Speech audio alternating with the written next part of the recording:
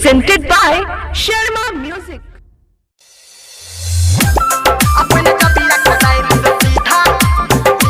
माँ Gayatri recording studio. Music by DJ Umesh, Shukipur Bazaar.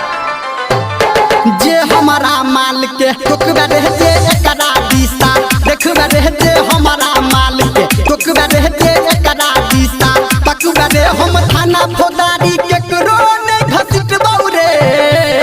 हर मुठा कोदाइर से सीधा सार कटबहू रे अपन जबिया कोदाइर से सीधा सार कटबहू Presented by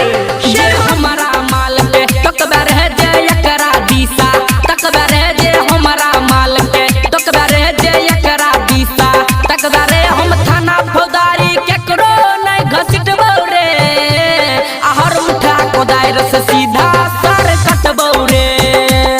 अपन जबिया कोदाइर से सीधा सार DJ अजीत शर्मा, बुझली रे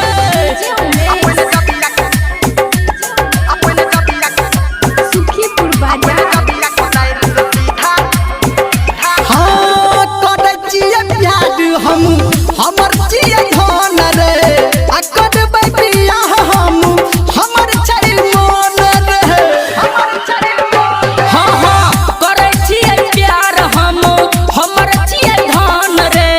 आ करबै बियाह हम हमर छै मन रे हम ज्यादा नहीं समझेबो रे गलती कर तब दे खेबो रे हम ज्यादा नहीं समझेबो रे गलती कर तब दे खेबो रे हम पीछा ने केकरो डर से तू न हटबौ रे हर मुठा कोदाइर से सीधा सार कटबहू रे अपन जबिया कोदाइर से सीधा सार कटबहू रे DJ अजीत शर्मा। अभी आप सुन रहे हैं सावरिया म्यूजिक बाजार. हाँ हाँ करू बेला राई तू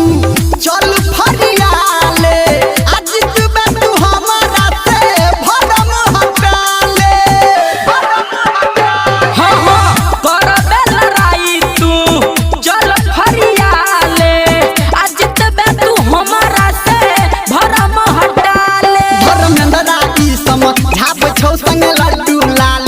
गाब छौ निरमलिया की समझाब छौ संग लड्डू लाल गाब छौ संजय गौतम जी से कही के न डटबौ रे हर मुठा कोदाइर से सीधा सार कटबहू रे अपन जबिया कोदाइर से सीधा सार कटबहू रे जे हमारा माल के टोकबा रह जे एकरा दिशा पकबा रे जे हमारा माल के तकबा रे जे एकरा दिशा तकबा रे हम थाना फौदारी केकरो नहीं घसीटबौ रे